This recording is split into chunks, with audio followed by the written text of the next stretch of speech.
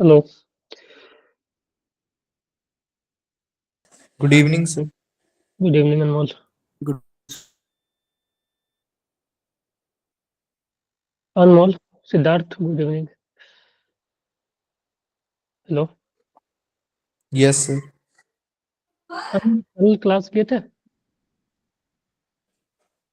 Yes sir, पिछली class ली। अच्छा, कल मनीषा मैम ने क्या करवाया था? सर ने मैम ने चैप्टर कंप्लीट करवा दिया था सर, फोटो इलेक्ट्रिक।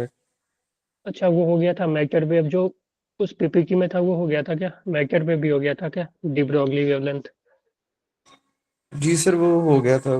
मैम कहते थे भी सर को बोल देना, PYQ करवा देंगे उस चैप्टर के। अच्छा, तो फोटो इलेक्ट्रिक और डी ब्रॉगली वेवलेंथ भी हो गया था ना? जी सर। ओके। देखना एक बार इसी पीपीटी से करवाया था या कोई और पीपीटी था?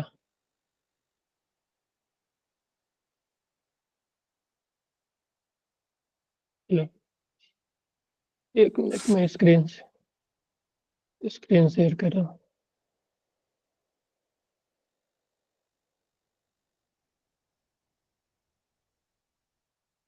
अनमोल, स्क्रीन शेयर है? यस सर, अभी शो नहीं हो रहा सर। स्क्रीन शो नहीं हो रहा? नहीं हो रहा अब हो सर। रहा है? अब हो रहा है? अब हो रहा है। यही था क्या? नहीं सर, दूसरी थी PPT भी। अच्छा, मैम ने अपने से करवाया था लगता है ना? ये हो गया था स्टॉपिंग पोटेंशियल। यस सर, हो गया। ये ग्राफ हो गया था। यस सर, ये भी हो गया। ये इफेक्टिव फ्रीक्वेंसी, फिर से D Broglie wavelength mature wave का, जो कि यस एच सर, हो अपॉन है। गया। ठीक है। फिर ये जो इलेक्ट्रॉन के लिए आता है, D Broglie wavelength for electron. ठीक है। ये इलेक्ट्रॉन वाला नहीं हुआ था। चलो, चलो ठीक है।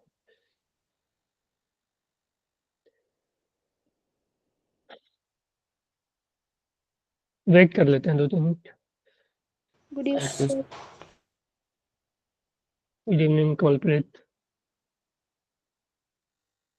इतना कम अटेंडेंस, पिछले क्लास में कितने लोग थे आप लोग? नहीं आए हो आप?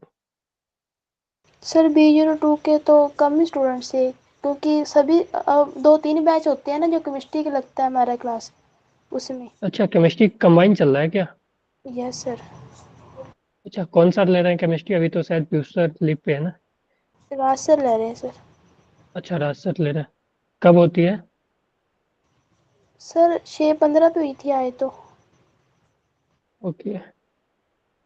तो उसमें कौन कौन बैच रहते हैं? एक तो B02 है, और B04 भी है क्या उसमें? थ्री सर फोर वन 3-4 भी थे एक दिन या कोई आज और तो। बैच के है? हाँ जी। पहले से ज़्यादा बैच थे, आज तो 2-3 बैच ही थे, शायद 2 बैच ही थे सर। अच्छा, उसमें कितने स्टूडेंट आते हैं अनमोल, बता सकते हो? सर 14-15 बच्चे थे टोटल। क्या अनमोल? सर टोटल 14-15 बच्चे थे दोनों बैचेस के। अच्छा, 15-15। चलो, कोई ना।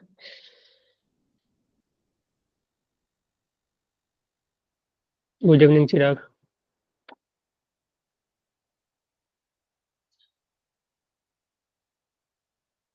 चिराग, आपका नंबर कितना आया था इस टेस्ट में जो हुआ है पिछले संडे को? जसप्रीत, आप भी बताओ। सिद्धार्थ, अनमोल, कमलप्रीत से तो मैंने पूछ लिया था। चिराग, आप बता सकते हो टोटल स्कोर प्लस फिजिक्स का कितना था?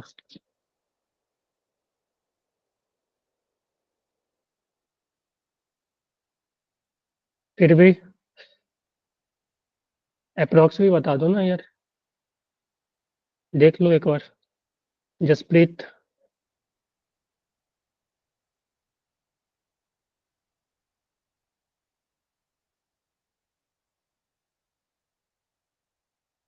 अगला टेस्ट एसी का है ना?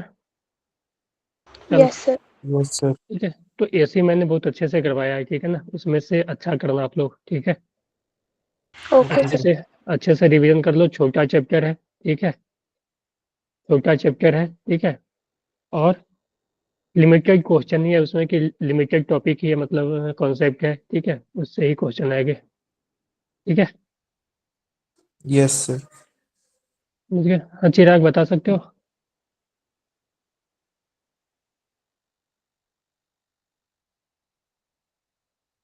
स्प्लिट निकल गया।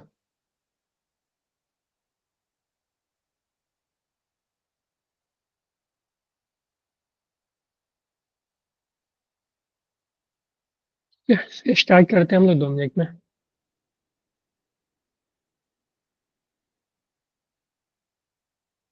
जी वरिंदर।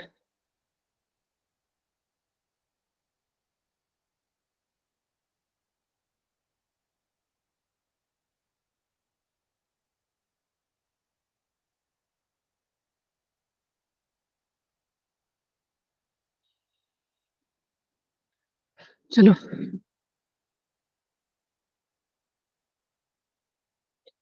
कल सभी ने क्लास किया था, कमलप्रीत, चिराग, सिद्धार्थ, जसप्रीत।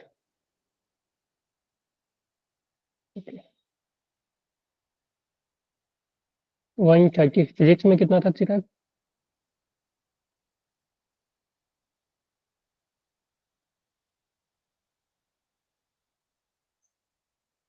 85, चलो सही है।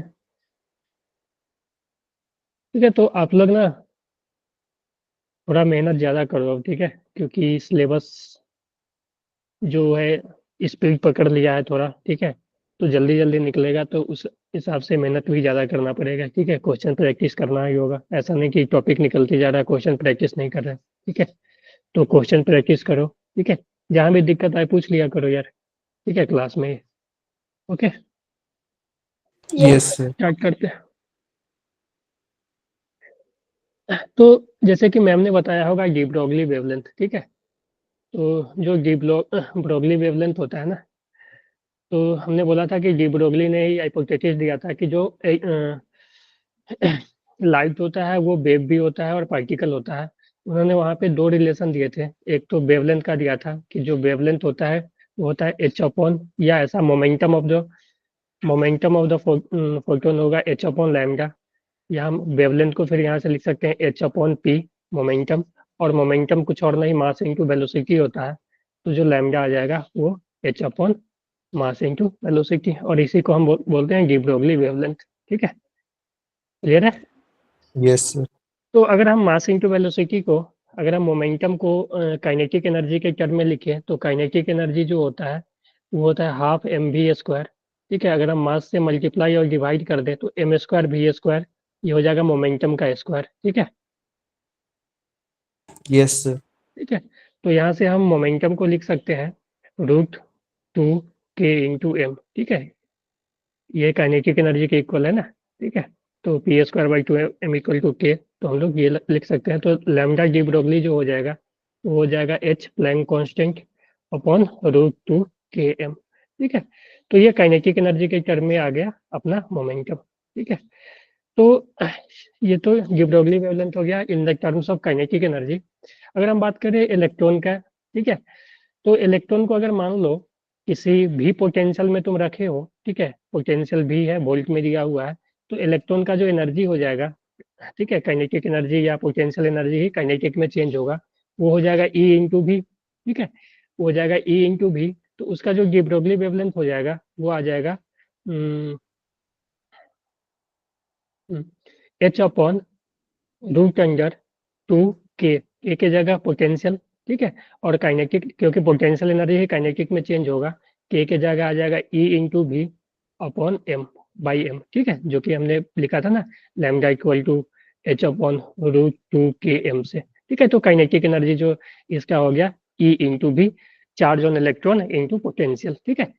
तो ये आ जाएगा। अब तुम यहाँ पे देखो, एच का वैल्यू हमें पता है, ई का वैल्यू पता है, एम का वैल्यू पता है, क्योंकि ये फिक्स रहेगा, एच कांस्टेंट है, ई का वैल्यू चेंज नहीं होगा इलेक्ट्रॉन के लिए, 1.6 × 10⁻⁻19। मास का वैल्यू भी इलेक्ट्रॉन का हमें पता है, जो कि होता है 9.1 × 10⁻31। ठीक है, तो हमें ये सब पता है, तुम इस सब का वैल्यू रख के सॉल्व करोगे ना, ठीक है, तो इस सब का वैल्यू रख के सॉल्व करोगे तो जो लैम्डा आएगा ना वो आ जाएगा, इसको भी रूट में ले लेना तो एच स्क्वायर आ जाएगा, इसको हम ऐसे लिख सकते हैं H square by 2 E into M into भी, ठीक है, इसको तुम सॉल्व करोगे ना, इसको सॉल्व करोगे तो इसका वैल्यू 150 आ जाएगा, 150।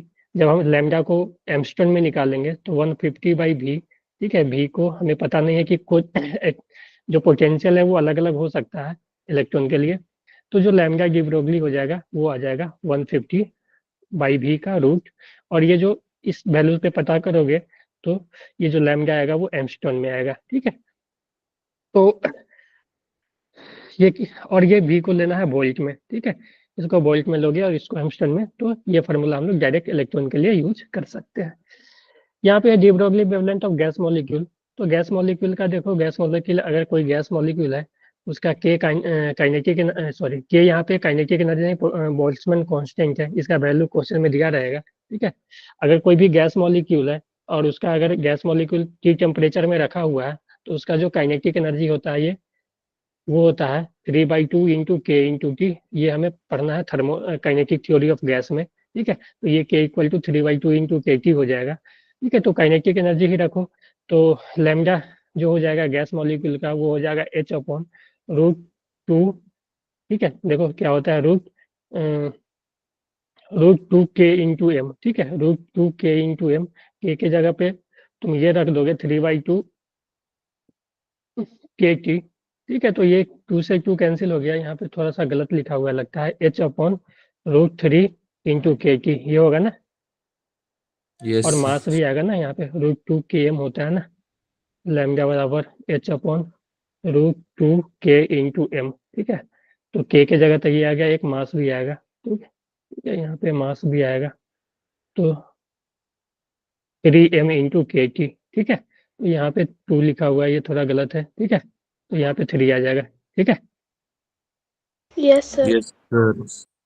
ठीक है, ये 3m, के क्या है बोल्ट्जमैन कांस्टेंट, की क्या है किस टेम्परेचर पे रखा हुआ है, और m जो है वो मास ऑफ गैस मॉलिक्यूल है, ठीक है, ये सब दिया रहेगा आपके पास, तो वहाँ पे डी ब्रोगली वेवलेंथ आप लोग निकाल सकते हो।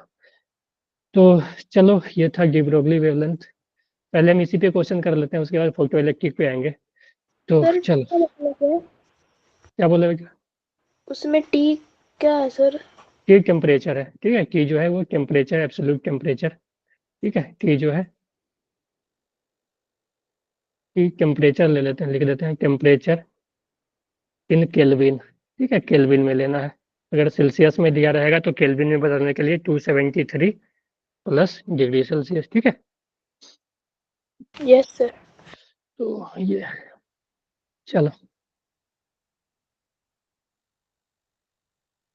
What is the potential an electron should be accelerated so that de Broglie wavelength become 10 angstrom, तो डायरेक्ट फार्मूला है, रख दो, तो इलेक्ट्रॉन के लिए हमने लिखा था डी ब्रोगली वेवलेंथ √10⁻⁴ बाई भी ना, भी वोल्ट में और ये एमस्टोन में, तो ये एमस्टोन में दिया हुआ ही है तो डायरेक्ट 10 लिख दो इसके जगह, और ये √150 बाई भी, तो हमें भी चाहिए तो स्क्वायर कर दो, तो 100 इज इक्वल टू 150 बाई भी, तो यहाँ से भी कितना आ जाएगा 150 बाई 100। यानी 1.5 भी, ठीक है, वोल्ट, ठीक है, yes sir sir. Wavelength angstrom में ही लेनी है। हाँ हाँ बेटा एंगस्ट्रॉम में ही, ठीक है, मैंने लिखा था ना यहाँ इलेक्ट्रॉन के केस में कि ये जो है यहाँ पे देखो ये क्वेश्चन में लिखा हुआ है ना, ये जो है वो एमस्टोन में ही लेना है ना, ये जो है ये इस रिजल्ट को ध्यान रखना, ये एमस्टोन में और ये वोल्ट में, ठीक है, इसको वोल्ट में रखोगे ना, ये पोटेंशियल को वोल्ट में रखोगे ना 150 बाई पोटेंशियल, और पोटेंशियल वोल्ट में रखोगे तो ये अपना वेवलेंथ जो आएगा वो क्या चीज में आएगा, एमस्टोन में आएगा, क्लियर है, यस सर। चलो, find the ratio of de Broglie wavelength of proton and alpha particle if both have same speed, तो ये देखो जनरल बॉडी के लिए, ये इलेक्ट्रॉन के लिए नहीं है, तो सेम स्पीड, ठीक है, तो जो वेवलेंथ होता है, ठीक है, अगर जो वेवलेंथ होता है उसको हम मोमेंटम के टर्म में लिखें तो ये h अपॉन m इंटू भी होता है ना, h इंटू एम इंटू भी, तो यहाँ पे देखो तो अगर हम अल्फा पार्टिकल की बात करें प्रोटॉन की और अल्फा पार्टिकल के, मैंने बताया था अगर प्रोटॉन का मास m लेते हैं तो अल्फा का मास जो हो जाएगा वो हो जाएगा 4m, है ना। यस यस ठीक है, अगर प्रोटॉन का चार्ज q लेते हैं तो अल्फा का चार्ज हो जाएगा 2q। ठीक है, यस सर तो चलो यहाँ पे जो है मास से ही हमें मतलब है, और वेलोसिटी बोला है दोनों का सेम है, यानी स्पीड दोनों का सेम है, यानी h और m सेम है। तो यहाँ से हम लिख सकते हैं लैम्डा जो है इन्वर्सली प्रोपोर्शनल मास का हो गया। ठीक है, तो हम लिख सकते हैं lambda of proton by lambda of alpha particle inversely proportional है, तो मास ऑफ अल्फा ऊपर चला जाएगा और मास ऑफ प्रोटॉन नीचे आ जाएगा, है ना। यस सर बोलो, तो मास ऑफ अल्फा जो हो जाएगा 4m और ये m, तो रेशियो क्या आ जाएगा 4:1 ना। यस सर ठीक है, चलो ये find de Broglie wavelength of proton and ratio पूछा है। ठीक है, प्रोटॉन एंड न्यूट्रॉन। ठीक है, प्रोटॉन का और न्यूट्रॉन का बताना है।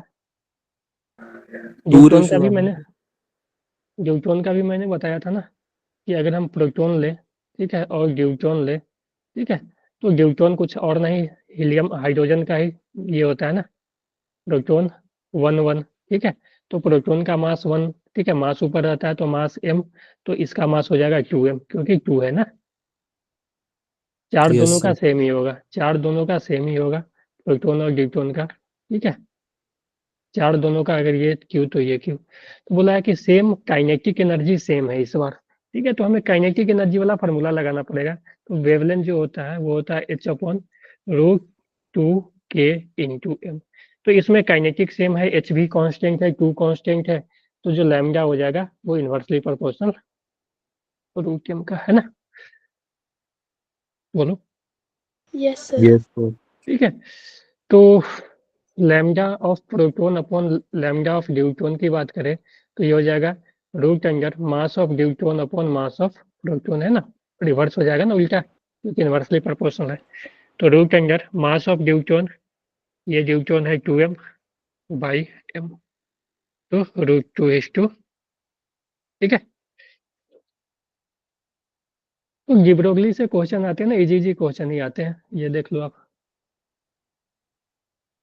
रेशियो ही पूछा है।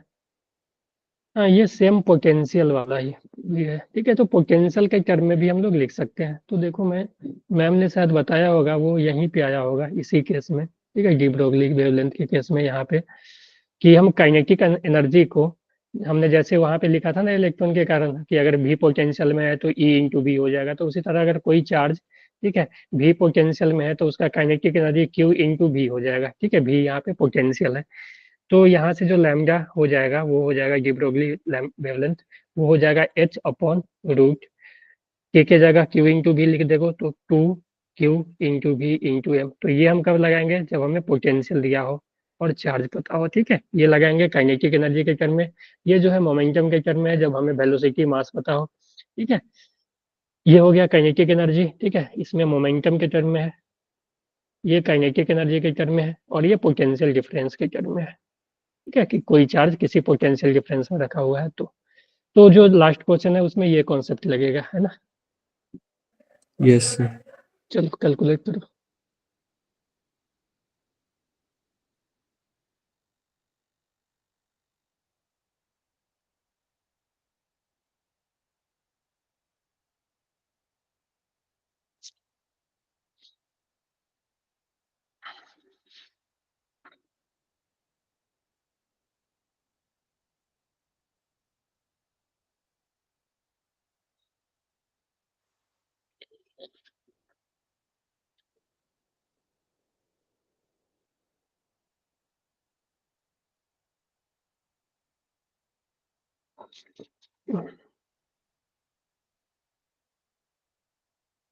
अच्छा, एक बात बताओ, आप लोग एटॉमिक स्ट्रक्चर पढ़े थे केमिस्ट्री में यस 11 सर 11th में? चलो ठीक है, उसमें तो पढ़े होंगे ना, Rutherford experiment, Bohr's experiment, yes sir Bohr's model, Rutherford model. ठीक है, एक दो और है, डाल्टन का हो गया, थॉमसन का, लेकिन हम लोग के सिलेबस में वो दोनों नहीं है, जेईमेन के सिलेबस में बात करें तो दो ही है, एक रदरफोर्ड मॉडल और एक बोर्स मॉडल, ठीक है। फिर ये सभी पढ़े होगे आप लोग, line hydrogen spectrum, Lyman barber, ये सब सीरीज, यस सर। ठीक है। तो वही हम लोग आगे पढ़ेंगे अभी, ठीक है। सर इसका 4:1 आंसर। 4:1 सो मेरा प्रोटॉन है। 2:2। चलो पहले तो ये लिख लो, एक प्रोटॉन है फिर अल्फा है, तो मास m तो मास 4m, चार्ज q तो चार्ज 2q, ठीक है। तो हमें इसका जरूरत पड़ेगा क्योंकि डी ब्रोगली वेवलेंथ जो होगा पोटेंशियल सेम बोला है, सेम पोटेंशियल, तो पोटेंशियल के टर्म में लिखोगे तो √2 k के जगह q into v into mass. तो देखो v सेम है, 2 सेम और h, ठीक है, ये सब कांस्टेंट हो गया। v सेम बोला यानी v कांस्टेंट, तो लैम्डा जो हो गया वो inversely proportion q into m ना, क्योंकि मास और चार्ज अलग अलग है ना दोनों का। Yes sir. तो lambda proton upon lambda alpha particle जो हो जाएगा इन्वर्स रेशियो में है, तो ये हो जाएगा charge of proton into mass of proton upon charge of alpha particle, sorry inverse reverse हो होगा। जाएगा। हाँ, तो charge of alpha into mass of alpha by charge of proton into mass of proton. तो यहाँ पे तुम वैल्यू रख के देखोगे तो charge of alpha 2q, mass of alpha 4m और m into q into m, है ना। यही है ना, कुछ तो गलत नहीं हुआ है ना। तो q से q गया, m से m गया, तो ये 8 आ जाएगा। तो 2√2:1, यस सर। ठीक है कमलप्रीत। यस अभी से सर। चलो चलो कुछ और क्वेश्चन कर लेते हैं हम लोग फोटो इलेक्ट्रिक पे।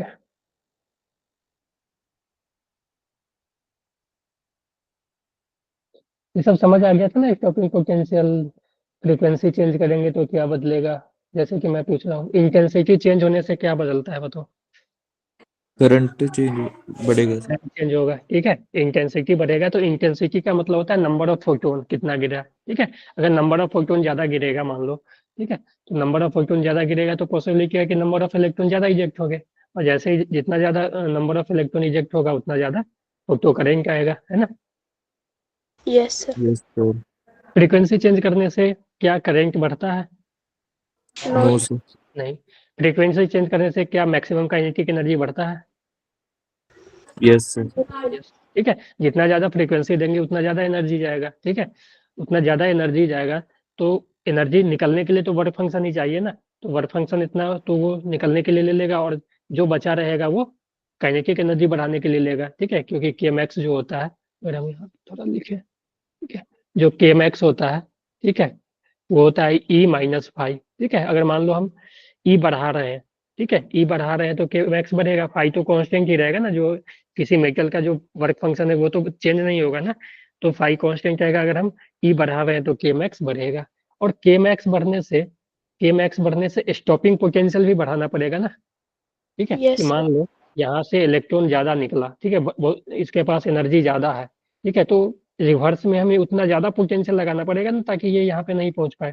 स्टॉपिंग पोटेंशियल का क्या मतलब होता है कि जो फास्टेस्ट मूविंग इलेक्ट्रॉन है, ठीक है, जिसके पास सबसे ज्यादा काइनेटिक एनर्जी, अगर हम उसी को रोक लिए तब तो जिसके पास कम है वो तो जाएगा ही नहीं, तो उस केस यस में सर। करंट जीरो हो जाएगा, ठीक है। तो के मैक्स, अगर हम फ्रीक्वेंसी बढ़ाएं तो फ्रीक्वेंसी बढ़ाने से, एक तो होता है फ्रीक्वेंसी बढ़ाने से अगर फ्रीक्वेंसी इंक्रीज होगा तो के मैक्स इंक्रीज होगा, और इससे जो स्टॉपिंग पोटेंशियल भी एस होगा वो भी हमें बढ़ाना पड़ेगा, है ना। क्लियर है? Yes sir. ठीक है।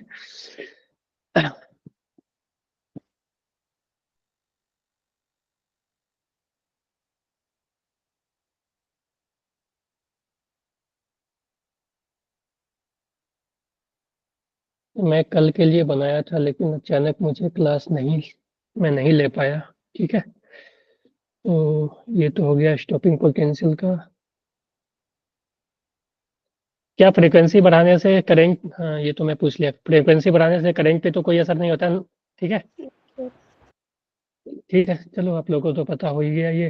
हाँ, और स्टॉपिंग पोटेंशियल को मैं ऐसे लिख सकता हूँ कि स्टॉपिंग पोटेंशियल ई इंटू भी इक्वल टू के मैक्स। ठीक है, तो यहाँ से वी स्टॉपिंग जो आ जाएगा वो के मैक्स बाई ई है ना।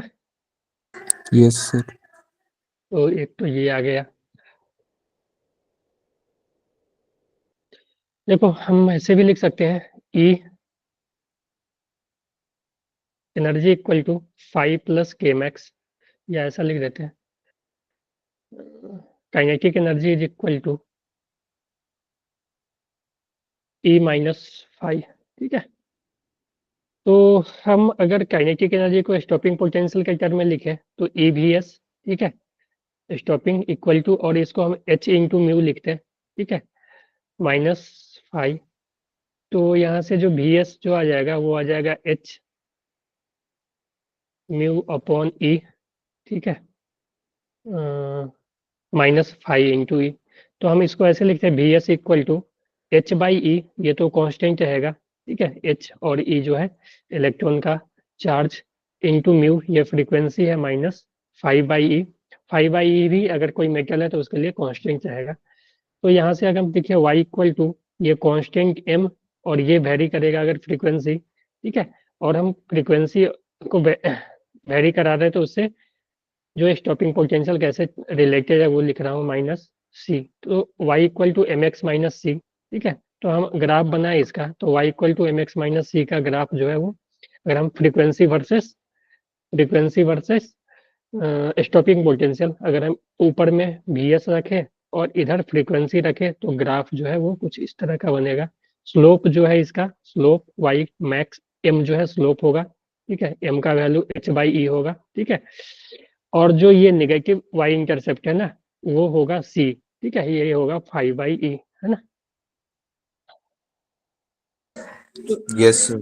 शायद ये ग्राफ बना हुआ है, ऊपर देख लेना, ये है ना। हाँ, ये ना स्टॉपिंग पोटेंशियल वर्सेस फ्रीक्वेंसी। ठीक है, और यहाँ पे देखो हमने ये किया कि फ्रीक्वेंसी बढ़ाया, मान लो कि पहले फ्रीक्वेंसी V1 था तो stopping potential negative potential V आया। ठीक है, तो जैसे जैसे हम फ्रीक्वेंसी बढ़ा रहे हैं तो फ्रीक्वेंसी बढ़ाने से जो है सेचुरेशन करंट, ठीक है, जो करंट है वो तो चेंज नहीं हुआ। ठीक है, वो करंट चेंज नहीं हुआ, लेकिन जो स्टॉपिंग पोटेंशियल है वो इंक्रीज कर रहा है। ठीक है, इसका जो मैग्नीट्यूड है स्टॉपिंग पोटेंशियल का, माइनस साइन तो बता रहा है कि सिर्फ डायरेक्शन की हम पोटेंशियल को रिवर्स कर दिए हैं, लेकिन ये मैग्नीट्यूड बढ़ रहा है। ठीक है, जैसे जैसे V3 V2 V1 V3 ज्यादा है तो स्टॉपिंग पोटेंशियल इतना लगेगा रिवर्स में, V2 तो इतना लगेगा V1। ठीक है, तो स्टॉपिंग पोटेंशियल बढ़ रहा है। ठीक है, फ्रीक्वेंसी बढ़ाने से। तो क्लियर है। Yes sir. इसमें देखो, इसमें हम लोग क्या कर रहे थे, इसमें हम लोग कर रहे थे कि इंटेंसिटी बढ़ा रहे थे, फ्रीक्वेंसी को सेम कर रख रहे थे, फ्रीक्वेंसी को सेम रख रहे थे। ठीक है, और इंटेंसिटी बढ़ा रहे थे। ठीक है, इंटेंसिटी को बढ़ाया जा रहा था, तो इंटेंसिटी जैसे जैसे बढ़ेगा तो करंट बढ़ रहा है। ठीक है, करंट बढ़ रहा है, देखो यहाँ पे I1 है। ठीक है, यहाँ का करंट कम है, यहाँ का ज्यादा हो गया, फिर यहाँ का सबसे ज्यादा हो गया, तो I3 सबसे ज्यादा, I2 I1, मतलब इंटेंसिटी सबसे 3 का ज्यादा है, 2 का, फिर 1 का। ठीक है, लेकिन जो इंटेंसिटी बढ़ाने से स्टॉपिंग पोटेंशियल पे कोई भी चेंज नहीं होगा, सभी का देखो तो स्टॉपिंग पोटेंशियल सेम ही है। ठीक है, यस सर। तो यही था स्टॉपिंग पोटेंशियल का कॉन्सेप्ट। तो चलो क्वेश्चन करते हैं।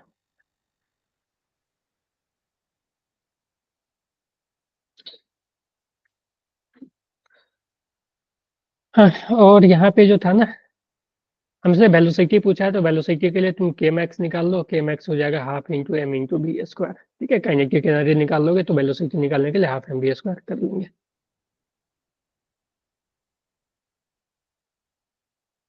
चलो जल्दी करो, 10 मिनट में हम कर लेंगे इसको, 10-15 मिनट में फिर एग्जाम्स पे आएंगे।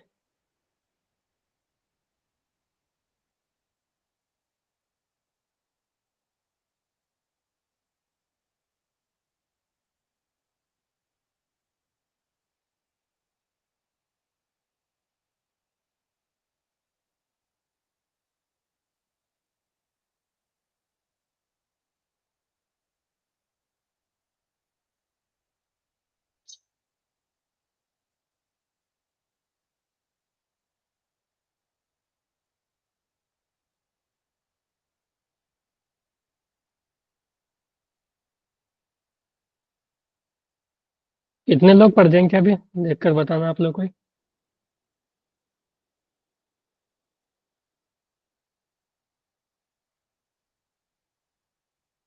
7 हैं सर स्टूडेंट। साथ में तो 2 मैं ही मेरा ही होगा, एक मेरा होगा, एक प्रेजेंटेशन वाला होगा। 5 ही हो आप लोग। चलो ठीक है, कोई ना, सॉल्व करो।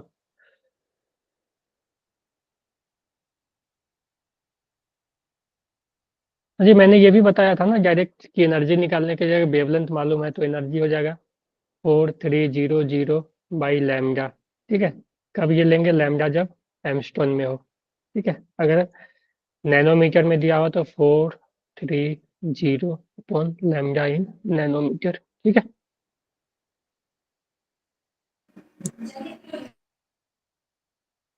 शायद आप लोग फोटो इलेक्ट्रिक इफेक्ट भी पढ़े होगे ना 11th में, यस सर। केमिस्ट्री में। यस सर, बस बस डेफिनेशन ही पढ़ी सर उसकी। अच्छा चलो कोई ना।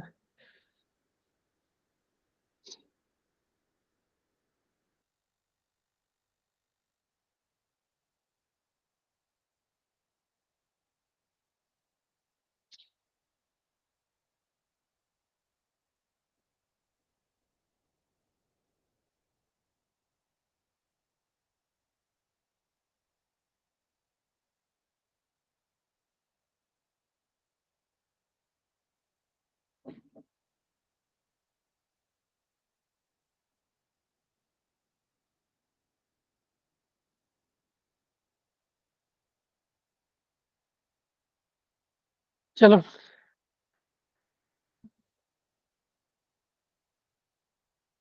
यहाँ पे देखो, सबसे पहले कैलकुलेट द वेलोसिटी। वेलोसिटी हमें चाहिए फोटो इलेक्ट्रॉन का। Work function of work function दे चुका है 1.24 इलेक्ट्रॉन वोल्ट। ठीक है, हाँ, और मैंने बताया था कि इस फार्मूला से तुम निकालोगे तो जो एनर्जी आएगा वो इलेक्ट्रॉन वोल्ट में ही, दोनों से निकालोगे तो इलेक्ट्रॉन वोल्ट में ही आएगा। ठीक है, तो ये जो है वर्क फंक्शन 1.24 इलेक्ट्रॉन वोल्ट। और जो लाइट इंसिडेंट हो रहा है, इंसिडेंट लाइट का वेवलेंथ जो है 4360 एंगस्ट्रॉम है। तो इंसिडेंट लाइट का जो एनर्जी होगा, जो इंसिडेंट हो रहा है वो एंगस्ट्रॉम में है, तो 14300 अपॉन 4360। ठीक है, तो ये इस कैंसिल कितना हो जाएगा देख लो तो, 4 14 30 बाई 436।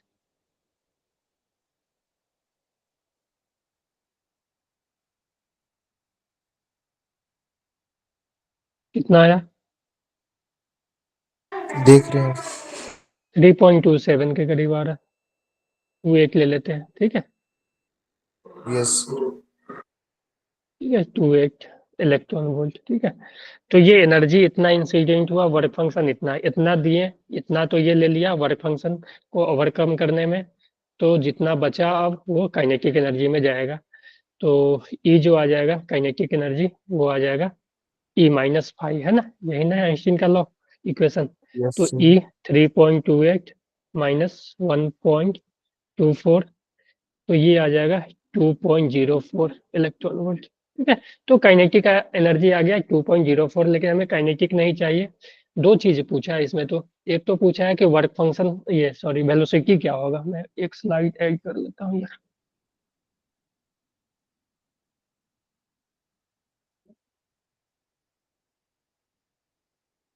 ठीक है, तो देखो हमें फाई आ गया और काइनेटिक आ गया। ठीक है, के आ गया 2.04 इलेक्ट्रॉन वोल्ट। ठीक है, तो काइनेटिक एनर्जी आ गया, तो हम काइनेटिक एनर्जी को लिख सकते हैं हाफ एम बी ए स्क्वायर। ठीक है, ठीक है, तो इलेक्ट्रॉन है तो मास ऑफ इलेक्ट्रॉन लेना पड़ेगा, जो कि हमें पता है मास ऑफ इलेक्ट्रॉन 9.1 इंटू 10 के पावर -31 kg। ठीक है, और काइनेटिक एनर्जी जो है 2.04। ठीक है, ये इलेक्ट्रॉन वोल्ट में है तो इसको जूल में बदलने के लिए 1.6 इंटू 10 के power -19 is equal to half mass of electron 9.1 into 10 के पावर -31। ठीक है, इंटू बी स्क्वायर। तो यहाँ से तुम सॉल्व कर सकते हो बी स्क्वायर के लिए। ठीक है, बी स्क्वायर के लिए तुम सॉल्व कर सकते हो। ठीक है, इस सब टर्म को देखो, 19 31 ये कैंसिल होगा कुछ, टू को इधर भेज देना। ठीक है, तो बी स्क्वायर जो आ जाएगा 2 इंटू 2, भी का जो वैल्यू आ जाएगा रूट ले लेंगे, 2.04 इंटू 1.6 इंटू 10 के पावर -19 और एक 9.1 नीचे आ जाएगा ना। तो ये 9.1 इंटू 10 की पावर, ठीक है। Yes sir. तो ये आ जाएगा। एक चीज और पूछा है, क्वेश्चन को अच्छे से पढ़ो तो पता चलेगा यहाँ पे। Recharging potential necessary to stop emission, यानी स्टॉपिंग पोटेंशियल। और हमें पता है कि स्टॉपिंग पोटेंशियल भी काइनेटिक एनर्जी से रिलेटेड है। तो स्टॉपिंग पोटेंशियल भी ई इंटू वी एस जो होता है, ठीक है, वो काइनेटिक एनर्जी के बराबर होता है, मैक्सिमम काइनेटिक एनर्जी के बराबर। और मैक्सिमम काइनेटिक एनर्जी हमने निकाल लिया है। तो वी एस जो आ जाएगा के मैक्स बाई ई आ जाएगा, ठीक है। तो अगर तुम्हें एसआई यूनिट में निकालना है, ठीक है, एसआई यूनिट में निकालना है तो के का वैल्यू भी जूल में लिखना पड़ेगा। तो के का वैल्यू जूल में लिखने के लिए ना, तुम इसको इलेक्ट्रॉन से मल्टीप्लाई कर दोगे ना। देखो 1.6 इंटू ये कितना इलेक्ट्रॉन ही है ना, बोलो। Yes sir. तो ये 2.04 इंटू इलेक्ट्रॉन का वैल्यू बाई इलेक्ट्रॉन, तो ये आ जाएगा ना वी एस 2.04 वोल्ट, है कि नहीं,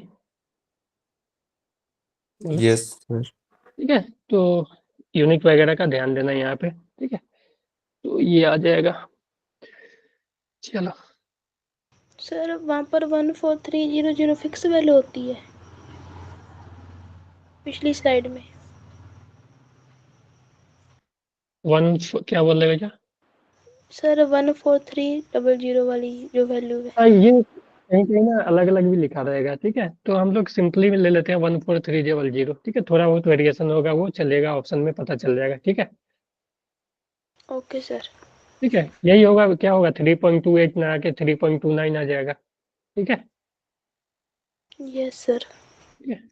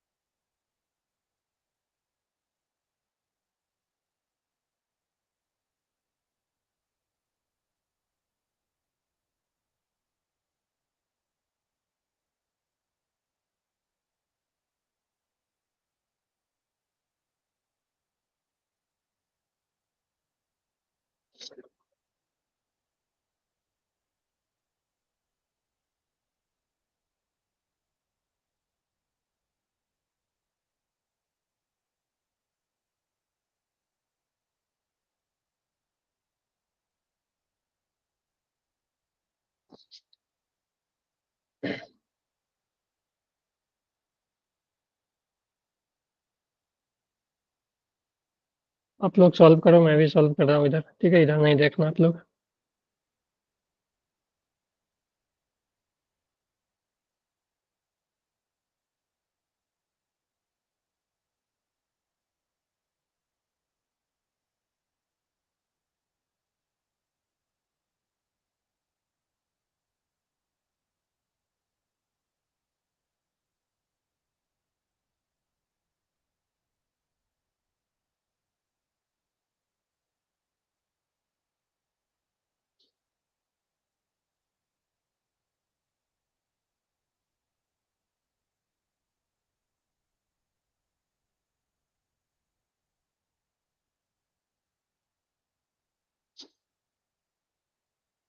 सर वर्क फंक्शन 12.5 आ रहा है सर, उसको जूल में बदलना पड़ेगा सर। नहीं बेटा, जोड़ना नहीं है, आप जोड़ दीजिए। सर वर्क फंक्शन निकालेंगे तो वो प्लस नहीं होगा वहाँ पर काइनेटिक नहीं, एनर्जी दूसरी तरफ जाके। नहीं बेटा, देखो हमें काइनेटिक एनर्जी दिया हुआ है, तो हम ई को क्या लिखेंगे? जो एनर्जी सप्लाई की है वो कहाँ गया? वर्क फंक्शन में प्लस काइनेटिक में। तो वर्क फंक्शन जो एनर्जी सप्लाई की है माइनस काइनेटिक एनर्जी होगा ना। एनर्जी सप्लाई कर रहे हैं ये ना, इतने वेवलेंथ का एनर्जी, तो एनर्जी सप्लाई जो होगा ये होगा ना, यस है कि सर। नहीं? ठीक है।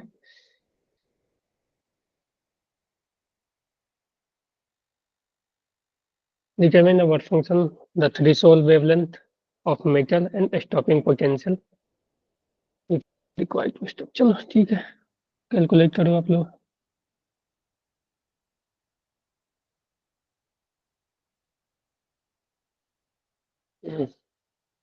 अच्छा एक बात बताओ, थ्रेशोल्ड वेवलेंथ किस पे डिपेंड करता है?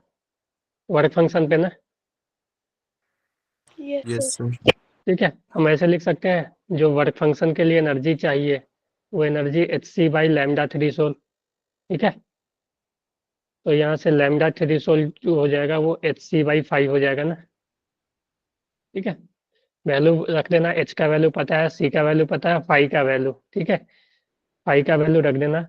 अगर तुम फाई का वैल्यू जूल में रख रहे हो, ठीक है, तो इसको जूल में बदलना पड़ेगा। ये जो आया 6 इलेक्ट्रॉन वोल्ट आएगा। ठीक है, फाई का वैल्यू जूल में रखोगे तो 6.54 इंटू 10 के पावर 1.6 इंटू 10 के पावर -19 करना पड़ेगा। 6.62 इंटू -34 इंटू 3 इंटू 10 के पावर 8 अपॉन फाई का वैल्यू 6.54 इलेक्ट्रॉन वोल्ट है, तो -19। ये जो लैम्डा आएगा वो मीटर में आ जाएगा। ठीक है, तो मीटर से तुम लोग एंगस्ट्रम में बदल सकते हो। ठीक है, सर फिर 10 की पावर -6 लिखेंगे? -10 होती है बेटा। Okay sir. 1 angstrom equal to 10 के पावर -10 मीटर। ठीक है, तो बदल दोगे। फिर आ गया स्टॉपिंग पोटेंशियल चाहिए, तो स्टॉपिंग पोटेंशियल काइनेटिक एनर्जी से रिलेटेड है, तो E V naught equal to K पता है, के गिवन है, तो वी नॉट आ जाएगा के बाई, है ना। ठीक है, फिर के को तुम एसआई यूनिट में ही रखोगे तो भी जो है एसआई यूनिट में आ जाएगा। के को तुम एसआई यूनिट में रखने के लिए इससे मल्टीप्लाई कर दोगे तो ई कैंसिल ही हो जाएगा। तो जो के का वैल्यू 3 है ना, तो 3 वोल्ट आ जाएगा स्टॉपिंग पोटेंशियल। ठीक है, यस सर। चलो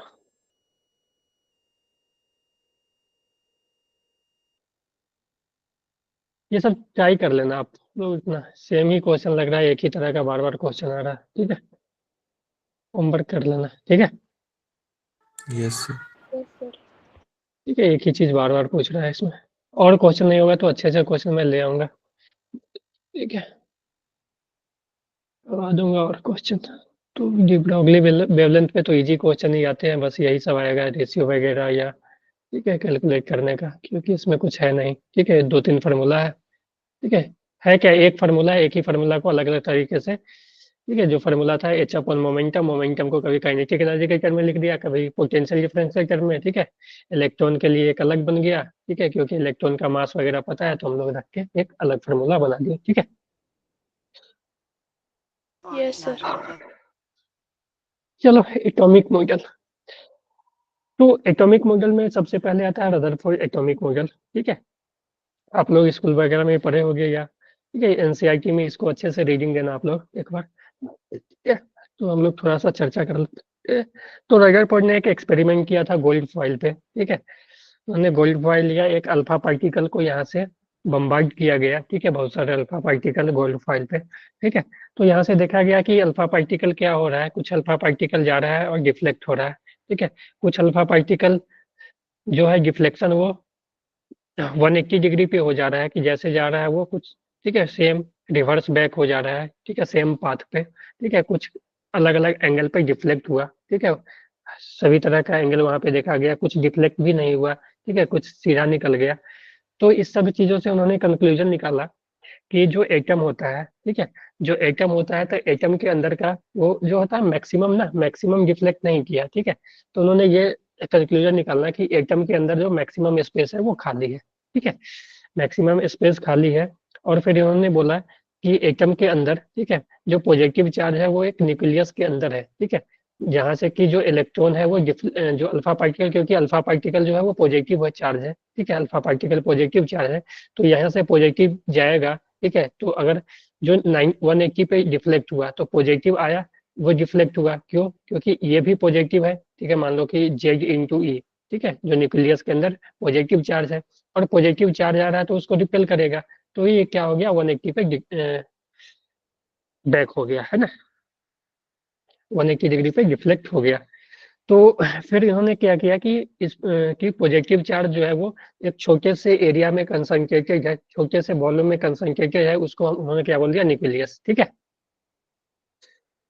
और मैक्सिमम स्पेस खाली है, और फिर उन्होंने बोला कि जो इलेक्ट्रॉन्स है ना, जो इलेक्ट्रॉन्स है वो न्यूक्लियस के अलग अलग पॉइंट पे है, और वो एक सर्कुलर मोशन में वो घूम रहे हैं, ठीक है, सर्कुलर पाथ पे क्या हो रहा है, घूम रहा है, ठीक है, यस जो सर। इलेक्ट्रॉन है वो सर्कुलर पाथ पे घूम रहा है, और मैक्सिमम स्पेस जो है खाली है, इसलिए जो ये है इस तरह से निकल गया, मैक्सिमम जो अल्फा पार्टिकल है वो बिना डिफ्लेक्ट किए हुए एटम से बाहर आ गए। तो इन्होंने डिफ्लेक्शन पे एक ये बनाया कि एक ग्राफ बनाया कि डिफ्लेक्शन और एंगल का, कि number of alpha particle deflect हुए एंगल का, तो वो इस तरह का ग्राफ आया। इसमें एक न्यूमेरिकल यहाँ से भी आ सकता है कि नंबर ऑफ अल्फा पार्टिकल जो डिफ्लेक्ट हुए और उसके एंगल के बीच, तो यहाँ पे नंबर ऑफ अल्फा पार्टिकल जो आया वो 1 upon inversely proportional sine theta by 2 के पावर 4 का है, ठीक है। मैंने यहाँ पे जो कॉसेक लिखा हुआ है 1 अपॉन साइन, वो कॉसेक ही आ जाएगा, ठीक है। तो कॉसेक का एंगल हमें याद नहीं रहता है उतना, साइन वगैरह का तो एंगल याद रहता है 45 का, 35 का, ठीक है, ये सब का। तो इसलिए हमने साइन के टर्म में लिख दिया कि जो number of alpha particle reflect हुए वो ये था। तो अगर यहाँ से पूछा जाता है क्वेश्चन, इस पे एक ऐसा बन सकता है कि मान लो कि इन अल्फा पार्टिकल एक्सपेरिमेंट, ठीक है, in alpha particle experiment experiment 150 particle, alpha particle, ठीक है, deflect deflect at an angle of 90 degree, ठीक है, 90 डिग्री से 150 डिफ्लेक्ट हुआ, तो then find the number, then find the number of particle deflected by 60 degree, deflected by 60 degree, ठीक है। तो यहाँ पे वो जो रिजल्ट है वो काम आएगा कि एन जो है inverse directly proportional 1 upon sine theta by 2 के पावर 4 का, है ना। तो अगर हम बात करें कि एन 60 डिग्री बाई, देखो हमें एन 60 डिग्री निकालना है ना, तो N 60 degree by N 90 degree, वो इन्वर्सली प्रोपोर्शनल है ना, तो हम लिख सकते हैं ना साइन 90/2, क्योंकि 90 वाला ऊपर चल जाएगा, के पावर 4 अपॉन साइन 60/2 का पावर 4, है कि नहीं। Yes sir. तो ये देखो साइन 90/2 साइन 45, ठीक है, का पावर 4 अपॉन साइन 30 का पावर 4, ठीक है। तो एन 90 हमें पता है, ठीक है, एन 90 हमें पता है वो है 150, तो एन 60 पे जो हो जाएगा वो 150 इंटू ये, है ना। तो यस इसका सर। वैल्यू साइन 45 का वैल्यू 1/√2 का पावर 4 अपॉन इसका वैल्यू हो जाएगा साइन 30 का 1/2 का पावर 4, है ना। तो ये आ जाएगा 150 इंटू 1/√2, तो का स्क्वायर करते तो 2 आता है, ठीक है, 1/4 आ जाएगा ना, यस सर। और 1/2 का 1/16 आ जाएगा ना, 4, यस सर। तो ये आ जाएगा 4, ये ऊपर चल जाएगा, तो 150 इंटू 4, है ना, यस सर। ये आ जाएगा ना। Yes yes sir. सर। ठीक है, तो 600 जो अल्फा पार्टिकल है वो 60 डिग्री पे डिफ्लेक्ट होगा। तो इस रिजल्ट से इस टाइप का क्वेश्चन बन सकता है, तो इसलिए ये रिजल्ट याद रखना, ठीक है। ये भी याद रख सकते हो, लेकिन ये हमें एंगल याद नहीं रहता है जनरली, हमें साइन का ही एंगल याद रहता है, तो ये ठीक है, समझ गए। Yes sir. चलो फिर से, ये था जो कंक्लूजन लिखा हुआ जो भी एक्सपेरिमेंट में आया। In this model, atomic model, it was assumed that the positive charge in the atom was concentrated in a region that was small relative to the size of atom, ठीक है। Positive charge जो है वो concentrated रहता है small size में, ठीक है। अगर एटॉमिक नंबर जेड है तो जेड इंटू ई, ठीक है, क्योंकि उतना ही प्रोटॉन होगा ना, न्यूट्रॉन का तो कोई चार्ज नहीं होता है, तो प्रोटॉन होगा जेड टाइम्स ना, नंबर ऑफ प्रोटॉन और एटॉमिक नंबर सेम होता है, तो चार्ज क्या हो जाएगा, number of proton into charge on proton, charge of proton भी तो ई ही होता है ना पॉजिटिव में, तो जेड इंटू ई पूरा चार्ज हो गया positive charge. He called this concentrated as concentration of positive charge the nucleus of atom, इसी को क्या बोला गया, न्यूक्लियस। ठीक है, और फिर इन्होंने बोला कि जो ये इलेक्ट्रॉन है, ठीक है, electron belongs to the atom were assume to moving in the large volume. ठीक है, बहुत सारे लार्ज वॉल्यूम मतलब इसके अलग अलग इस तरह का सेल बना हुआ है, इसमें इलेक्ट्रॉन जो है मूव कर रहा है। ठीक है, move in large volume of atom outside the nucleus, nucleus के बाहर, to explain why this electron. ठीक है, हाँ देखो, तो हो सकता है ना कि इलेक्ट्रॉन है, यहाँ पे प्रोटॉन है। ठीक है, इलेक्ट्रॉन है, यहाँ पे इलेक्ट्रॉन नेगेटिव चार्ज और ये प्रोटॉन पॉजिटिव चार्ज, तो हो सकता है कि इलेक्ट्रॉन इसको खींच ले, पॉजिटिव चार्ज इसको खींच ले, फोर्स लगाएगा ना इधर। Yes sir. ठीक है, तो इसको खींच ले, तो इसको एक्सप्लेन करने के लिए रदरफोर्ड ने बोल दिया था कि Rutherford to explain why these electron were not pulled into the nucleus. ठीक है, तो इसको एक्सप्लेन करने के लिए Rutherford said that electron revolve around the nucleus in orbit, nucleus in orbit around the positive charge nucleus is same manner as the planet orbit the sun। ठीक है, कि सन जैसे कि सन के चारों सन के अराउंड सभी प्लैनेट रिवॉल्व कर रहे हैं ना, उसी जैसे कि सन के चार अराउंड, ठीक है, प्लैनेट्स रिवॉल्व कर रहे हैं ना, उसी तरह से न्यूक्लियस के अराउंड इलेक्ट्रॉन रिवॉल्व कर रहे हैं। तो अगर प्लैनेट इस सन के साथ नहीं आकर टकरा रहा है, ठीक है, क्योंकि ग्रेविटेशनल फोर्स लग रहा है, ठीक है, तो उसी तरह से ये इलेक्ट्रॉन भी है जो जो है इसमें रिवॉल्व कर रहा है। ठीक है, तो जो मॉडल था ना, उन्होंने ये बता दिया कि ये न्यूक्लियस है और इसके चारों ओर क्या है, इलेक्ट्रॉन रिवॉल्व कर रहे हैं, एक्सेलरेट कर रहे हैं। ठीक है, तो अब बात आया कि ये जो मॉडल है ये फेल क्यों हुआ। ठीक है, तो ये जो मॉडल है वो फेल क्यों हुआ, तो देखो उस समय तक ना यहाँ पे मैक्सवेल का इलेक्ट्रोमैग्नेटिक वेव थ्योरी आ गया था। जैसा कि हम ईएम वेव में पढ़ा था कि कोई भी एक्सेलरेटेड चार्ज है, ठीक है, कोई भी एक्सेलरेटेड चार्ज है तो वो EM radiation electromagnetic wave radiate करेगा, है ना। Yes sir. ठीक है, इलेक्ट्रोमैग्नेटिक वेव रेडिएट करेगा, तो जब रेडिएशन होगा, कोई भी चीज रेडिएट करता है तो एनर्जी का लॉस होगा। ठीक है, कोई भी चीज रेडिएट करेगा तो एनर्जी का लॉस होगा।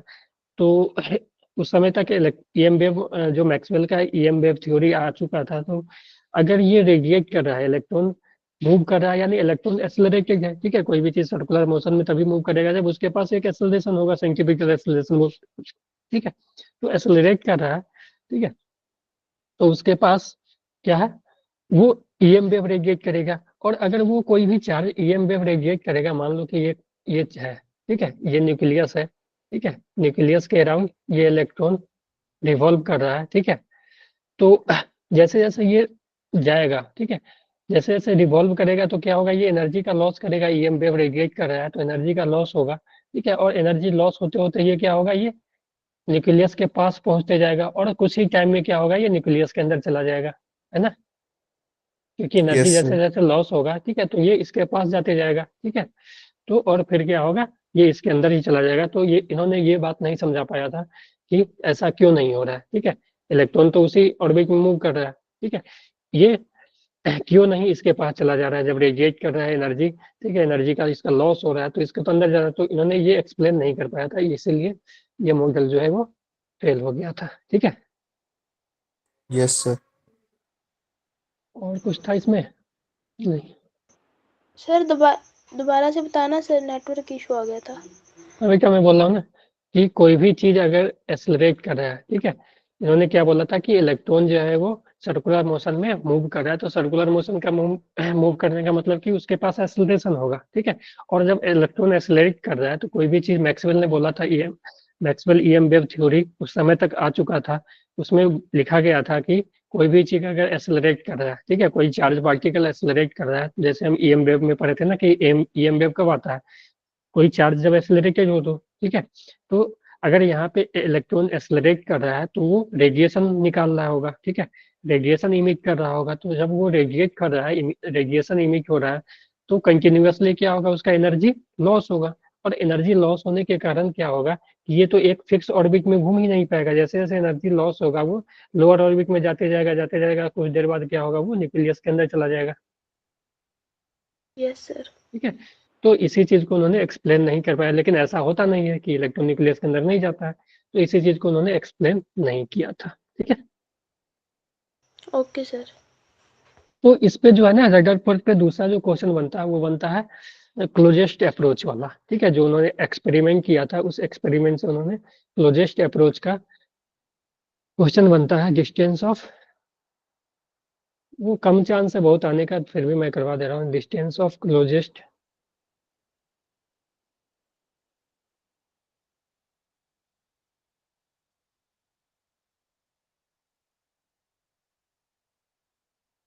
ठीक है, कि मान लो एक न्यूक्लियस है। ठीक है, एक न्यूक्लियस है जिसका कि एटॉमिक नंबर जेड है, तो इसमें इलेक्ट्रॉन होगा इसके ऊपर जो चार्ज होगा जेड इंटू ई, प्रोटॉन का। ठीक है, अगर मान लो यहाँ से कोई क्यूब चार्ज पार्टिकल, ठीक है, भी वेलोसिटी से जा रहा है। ठीक है, मान लो कि इन्फिनिटी से, ठीक है, कोई चार्ज पार्टिकल को हमने भी वेलोसिटी दे दिया, मास एम था इसका। ठीक है, तो ये कितना, देखो ये भी पॉजिटिव चार्ज, ये भी पॉजिटिव चार्ज, तो ये इसको जैसे जैसे ये आगे जाएगा रिपेल करेगा। ठीक है, तो रिपेल करेगा इसको, हमने काइनेटिक एनर्जी दिया है, तो ये मैक्सिमम इससे कितना क्लोजेस्ट अप्रोच जाएगा, आर मिनिमम हमें फाइंड आउट करना है।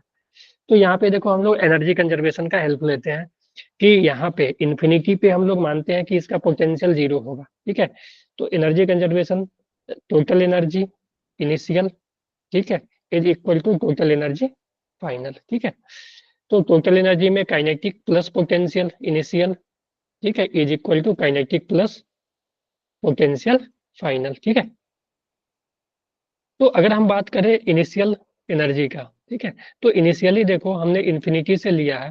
ठीक है, इनिशियली हमने इन्फिनिटी से लिया है।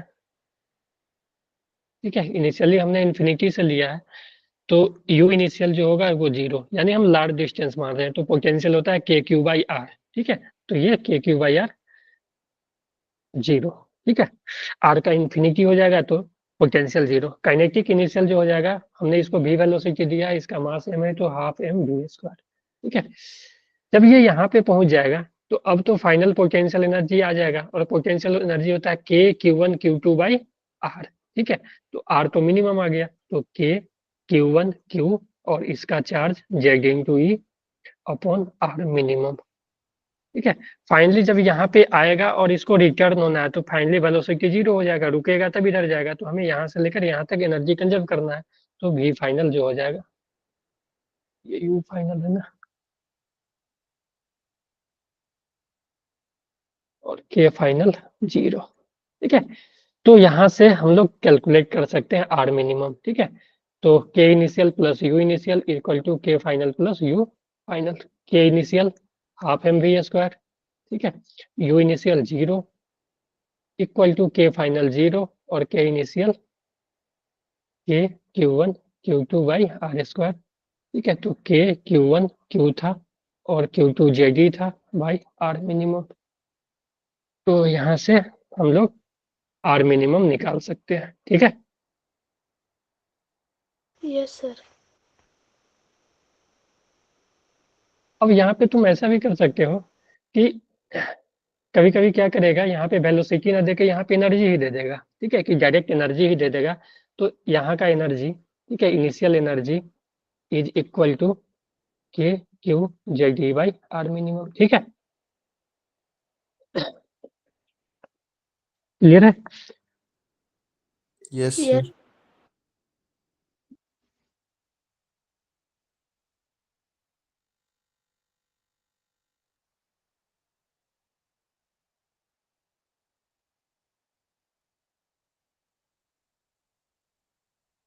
एक मिनट में देख लेता हूँ क्वेश्चन।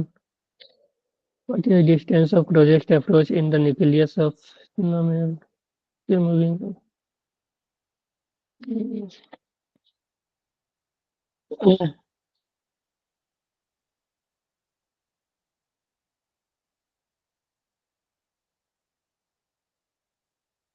चलो, हाँ, क्वेश्चन है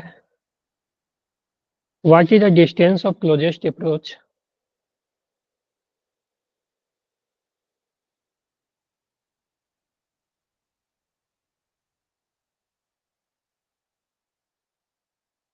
approach when a 5 mega electron volt, ठीक है, यूनिट अच्छे से देखना, 5 मेगा इलेक्ट्रॉन वोल्ट, इसको जूल में बदलना पड़ेगा। प्रोटॉन, इतने एनर्जी का एक प्रोटॉन है, ठीक है, इतने एनर्जी का एक प्रोटॉन अप्रोच कर रहा है गोल्ड न्यूक्लियाई को, ठीक है, तो उसका क्लोजेस्ट अप्रोच बताना है।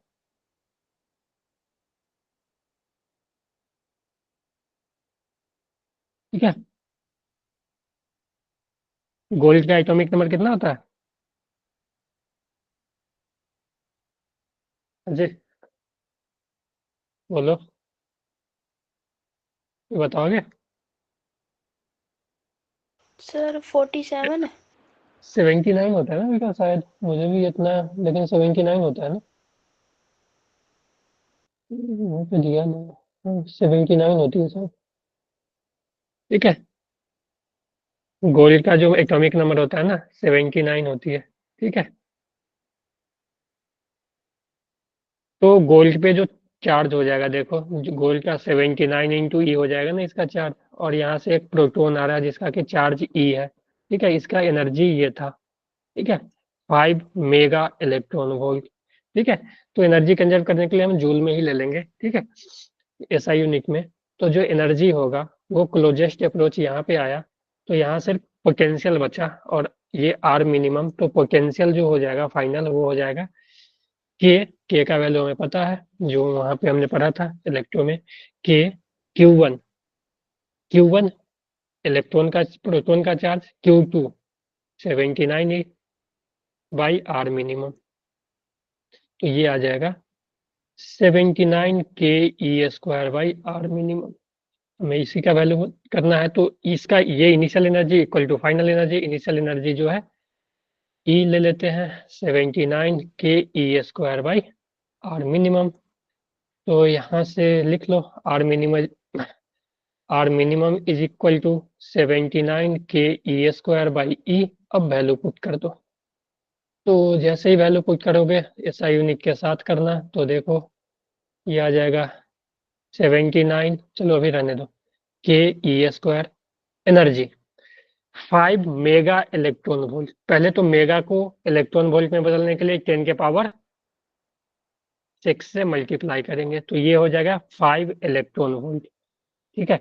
इलेक्ट्रॉन वोल्ट को जूल में बदलने के लिए ई से मल्टीप्लाई कर देंगे, है ना, ऐसे ही यस करते हैं सर। ना।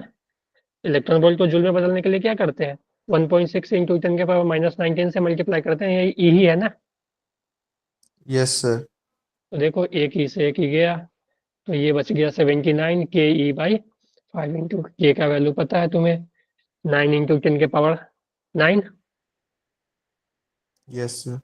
ई का वैल्यू पता है 1.6 इंटू 10 के पावर माइनस -19, ठीक है, सॉल्व करो आंसर आ जाएगा, ठीक है, आर मिनिमम। क्लियर सर है? क्वेश्चन समझा दोगे, समझ ही नहीं आया क्वेश्चन में क्या पूछ रहे हैं सर। क्वेश्चन में ये पूछा है ना, जैसे कि अभी क्लोजेस्ट अप्रोच वाला मैंने बताया ना, ठीक है, कि what is the distance of closest approach when 5 mega electron volt proton approach gold nuclei.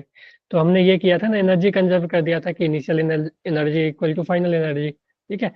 तो एम मास का, ठीक है, वी वेलोसिटी से जा रहा था, तो इनिशियली सिर्फ काइनेटिक एनर्जी होगा, ये इन्फिनिटी से हम लोग एज्यूम कर रहे हैं, ठीक है। तो जो total energy initial equal to total energy final, ठीक है। तो देखो यहाँ से इनिशियल 0 आया था, काइनेटिक हाफ एम स्क्वायर आया था इनिशियल, जो फाइनल पोटेंशियल आया था वो ये आया था, और फाइनल काइनेटिक 0, क्योंकि रेस्ट पे आएगा फिर वापस जाएगा, तो हम यहीं तक लगा रहे हैं क्लोजेस्ट अप्रोच आर मिनिमम, ठीक है। तो यहाँ से अपना आ गया था half M B square equal to ये, ठीक है। तो half M B square equal to ये, तो यहाँ से हम लोग, ये हाफ एम बी स्क्वायर क्या था, इनिशियल एनर्जी था ना, काइनेटिक एनर्जी, तो हम इनिशियल एनर्जी इक्वल टू ये भी लिख सकते हैं ना, जो क्लोजेस्ट अप्रोच पे गया। बोलो, क्यू क्या था, जो जा रहा था उसका चार्ज, जेड ई क्या था, जो न्यूक्लियस था उसका चार्ज।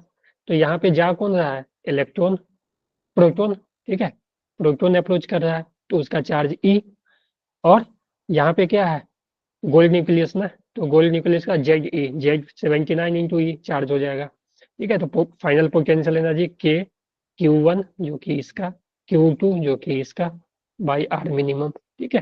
तो ये R minimum equal to initial energy. ठीक है। ये सॉरी, ये initial energy equal to final energy. तो इनिशियली सिर्फ काइनेटिक एनर्जी था और फाइनली क्या है, पोटेंशियल एनर्जी। ठीक है। तो हम लोग यहाँ से ये कैलकुलेट कर सकते हैं। ठीक है। ई का वैल्यू मेगा इलेक्ट्रॉन वोल्ट में दिया हुआ है, तो हमें जूल में बदलने के लिए तो पहले मेगा को इलेक्ट्रॉन वोल्ट में बदलना पड़ेगा। तो 5 × 10⁶ इलेक्ट्रॉन वोल्ट, और इलेक्ट्रॉन वोल्ट को जूल में बदलने के लिए ई से मल्टीप्लाई करना पड़ेगा। तो ई से मल्टीप्लाई कर दिया। ठीक है। तो इसको सॉल्व करोगे तो आर मिनिमम आ जाएगा। ठीक है। Yes sir.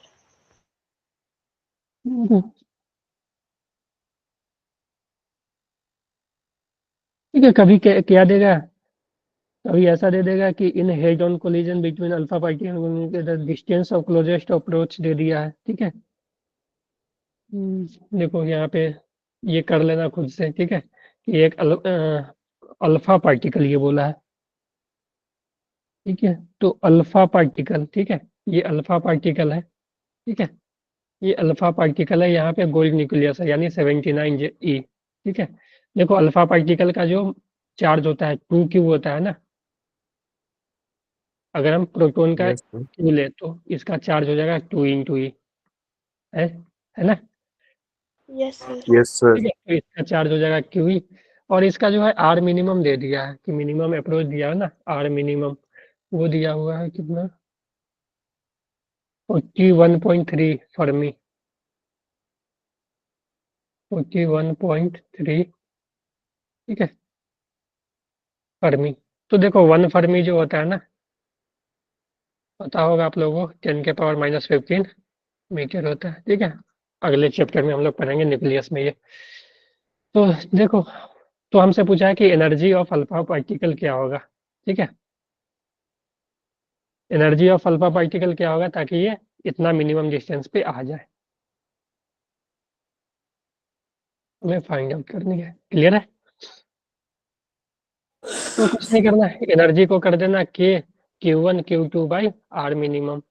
और Q1 क्या है, के Q1 जो है वो 2E, Q2 जो है 79E अपॉन आर मिनिमम का वैल्यू फर्मी में दिया हुआ है, तो 41.3 इंटू 10⁻⁻15 मीटर। ठीक है। वैल्यू रख दोगे, सॉल्व कर लोगे, ई आ जाएगा जूल में।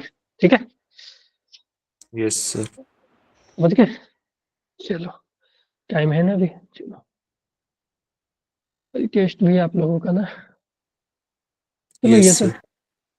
अभी कुछ वैसा ज्यादा हो नहीं रहा है कि आप लोग ज्यादा समझने का, दिमाग लगाने वाला चीज है नहीं ये सब। ठीक है। चलो, बोर्ड्स मॉडल की बात करें तो रदरफोर्ड के बाद ये आया था, क्योंकि रदरफोर्ड का मॉडल फेल हो गया था क्योंकि उन्होंने कुछ चीजें एक्सप्लेन नहीं की थी। तो वर्ड्स मॉडल आया, तो देखो वर्ड्स मॉडल ने भी रदरफोर्ड मॉडल का ही की तरह ही है, उन्होंने जो भी चीज बोला वो सेम ही था कि न्यूक्लियस होता है, न्यूक्लियस के चारों ओर जो इलेक्ट्रॉन है वो सर्कुलर ऑर्बिट में मूव करता है। ठीक है। तो this model develop specially for hydrogen atom. देखो सबसे जो एक तरह से ड्रॉबैक भी मान लो कि ड्रॉबैक जो अगर हम लिखे इस मॉडल का भी, तो इस मॉडल का भी ड्रॉबैक लिखेंगे ना, तो ये जो मॉडल भी है वो सिंगल इलेक्ट्रॉन के लिए, वन इलेक्ट्रॉन सिस्टम के लिए है। ठीक है। वन इलेक्ट्रॉन सिस्टम जिसके पास भी सिर्फ एक इलेक्ट्रॉन होगा उसके लिए है। जैसे हाइड्रोजन, तो हाइड्रोजन के पास मास भी वन, ये भी वन। हीलियम, हीलियम का मास 4 2 होता है, लेकिन अगर हीलियम एक चार्ज डोनेट, एक इलेक्ट्रॉन डोनेट कर दे तो हीलियम प्लस बन जाएगा, तो अब इसके पास एक ही इलेक्ट्रॉन बचेगा। ठीक है। बोलो। यस। ठीक है। तो हाइड्रोजन के पास भी एक इलेक्ट्रॉन होता है। ठीक है। हाइड्रोजन की बात करें तो इसके पास तो एक ही इलेक्ट्रॉन होगा। अगर हीलियम की ले ले तो हीलियम अगर एक डोनेट कर देगा तो इस पे प्लस चार्ज आ जाएगा, अब इसके पास 1 इलेक्ट्रॉन बचा। उसी तरह लिथियम की बात करें तो लिथियम 2+, तो लिथियम के पास वैसे 3 होता है, लेकिन अगर ये 2 डोनेट कर दे तो फिर 1 इलेक्ट्रॉन ही। ठीक है। उसी तरह hydrogen helium lithium beryllium boron के लिए भी हम कर सकते हैं। ठीक है। लेकिन इसका सबसे एक ड्रॉबैक है कि ये सिंगल इलेक्ट्रॉन के लिए ही वैलिड है। क्योंकि सिंगल इलेक्ट्रॉन में क्या होता है कि इलेक्ट्रॉन इलेक्ट्रॉन के बीच इंटरेक्शन नहीं होता है, ठीक है। तो जब इन्होंने जो भी फार्मूला वगैरह डिराइव किया तो उन्होंने इलेक्ट्रॉन इलेक्ट्रॉन का इंटरेक्शन था उसको कंसीडर नहीं किया, और सिंगल इलेक्ट्रॉन में ही ऐसा हो सकता है कि एक ही इलेक्ट्रॉन है तो इलेक्ट्रॉन इलेक्ट्रॉन आपस में रिपल्सन वगैरह नहीं होगा, ठीक है। सिर्फ क्या है, एक न्यूक्लियस है और एक इलेक्ट्रॉन रिवॉल्व कर रहा है, ठीक है। तो सिर्फ एक ही फोर्स लगेगा जो कि न्यूक्लियस इलेक्ट्रॉन पे अंदर की तरफ लगाएगा, ठीक है। तो यहाँ पे लिखा हुआ है this model was developed specially for hydrogen atom, ठीक है। Hydrogen atom are those which consist of nucleus with positive charge and single electron, ठीक है। न्यूक्लियस है उसके अंदर, ठीक है, पॉजिटिव चार्ज न्यूक्लियस के अंदर और फिर एक इलेक्ट्रॉन है, मोर कम्प्लेक्स, ठीक है। तो इन्होंने ऐसा क्यों किया कि इलेक्ट्रॉन इलेक्ट्रॉन का इंटरेक्शन न हो, इसीलिए इन्होंने ऐसा किया कि चलो, तो यही चीज लिखा हुआ है वहां पे। तो फिर इन्होंने भी वही बोला कि जो न्यूक्लियस है, ठीक है, वो न्यूक्लियस के चारों ओर इलेक्ट्रॉन रिवॉल्व करते हैं, लेकिन फिर इन्होंने उसका एक्सप्लेनेशन दे दिया, ठीक है,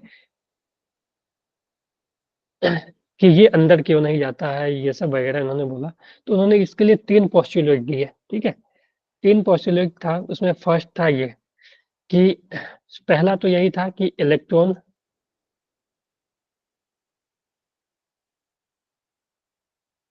revolve around nucleus in circular orbit, ठीक है,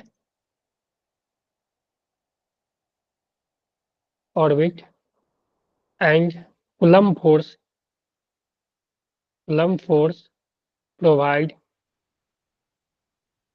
सेंट्रीपिटल एक्सेलरेशन। देखो, कोई भी चीज अगर सर्कुलर मोशन में मूव करता है ना, तो उसके लिए ना एक सेंट्रीपिटल एक्सेलरेशन चाहिए या एक फोर्स लगना चाहिए जो कि सेंटर की तरफ हमेशा लगे, ठीक है। तो जब इलेक्ट्रॉन इधर मूव करेगा ना न्यूक्लियस के, इलेक्ट्रॉन मान लो कि यहाँ पे हाइड्रोजन एटम ही ले लेते हैं, ठीक है, हाइड्रोजन एटम ही ले लेते हैं, तो हाइड्रोजन के अंदर Z/E मान लो कोई भी ले ले, ठीक है। तो एक इलेक्ट्रॉन अगर मूव कर रहा है, ठीक है, तो हमेशा एक यहाँ पे रहे, यहाँ पे रहे, यहाँ पे रहे, एक सेंटर की तरफ फोर्स चाहिए।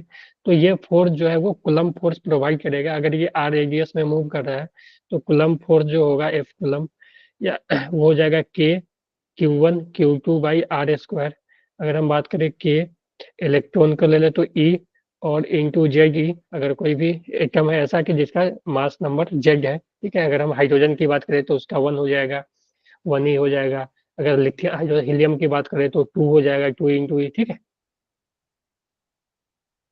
हीलियम का मास 2 होता है, 4 होता है, नहीं, अच्छा, ये प्रोटॉन ना, हाँ, तो 2 ही हो जाएगा।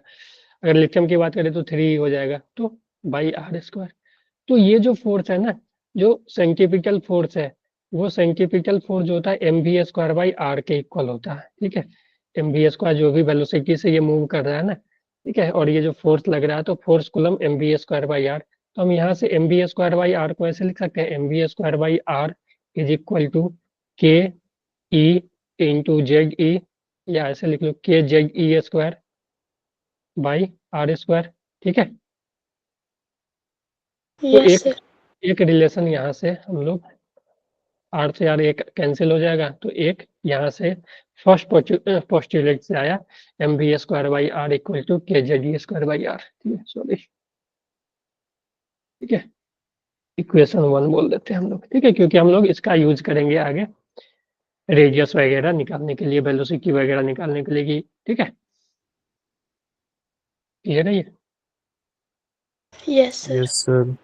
तो अब देखो, एक तो पहला तो ये था, लेकिन यहाँ पे भी जो रदरफोर्ड ने बोला था वही चीज है यहाँ पे भी, ठीक है। तो फिर यहाँ पे देखो, ये जो है स्टेटमेंट कि the statement of second postulate is Bohr's proposed that during revolution around the nucleus, the orbital angular momentum of electron L could not have just any value।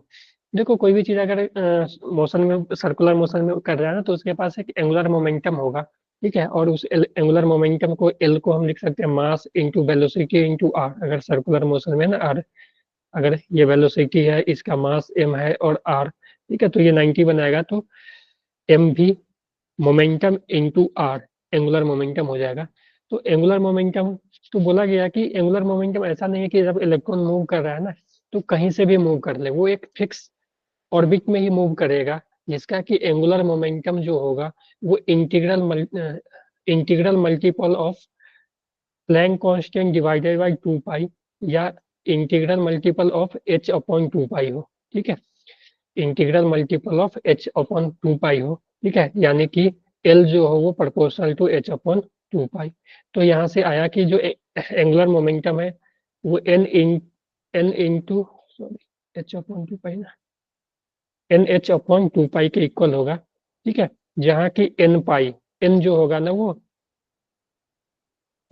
Number of sorry orbit का, orbit को वो represent कर रहा होगा कि अगर n का value 1 तो फर्स्ट ऑर्बिट में, n का वैल्यू 2 तो सेकेंड ऑर्बिट में, n का वैल्यू 3 तो थर्ड ऑर्बिट में, है ना।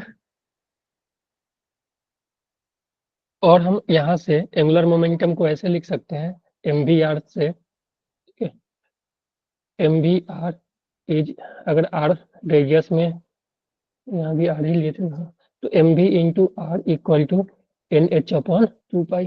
ठीक है,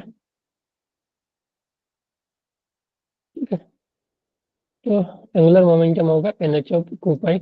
और इन्होंने ये बोला है कि अगर इस एंगुलर मोमेंटम में, ठीक है, इस मतलब मान लो कि h अपॉन 2 पाई या 2h अपॉन 2 पाई, 3h अपॉन 2 पाई, इस एंगुलर मोमेंटम, इस सॉरी,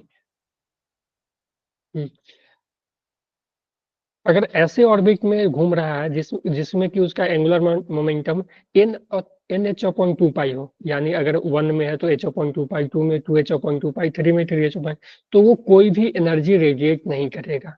यानी कि अगर ऐसा ऑर्बिट है, ठीक है, जहां पे कि उसका एंगुलर मोमेंटम जो है एन एच अपॉन 2 पाई आ रहा है, इनका वैल्यू कुछ भी हो सकता है 1 2 3 4, तो उस ऑर्बिट में वो कोई भी रेडिएशन इमिट नहीं करेगा। ठीक है, वो कोई भी रेडिएशन इमिट नहीं करेगा। तो यहाँ से वो जो कॉन्सेप्ट था कि अगर एनर्जी रेडिएट कर रहा है तो वो न्यूक्लियस के अंदर आ जाएगा, तो वो क्लियर हो गया ना यहाँ से। चलो, यस सर।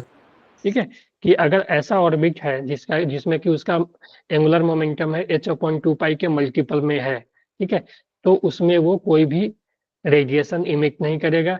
रेडिएशन इमिट नहीं करेगा तो उसमें एनर्जी का लॉस नहीं होगा, और एनर्जी का लॉस नहीं होगा तो वो उसी ऑर्बिट में घूमता रहेगा। ठीक है, यस सर।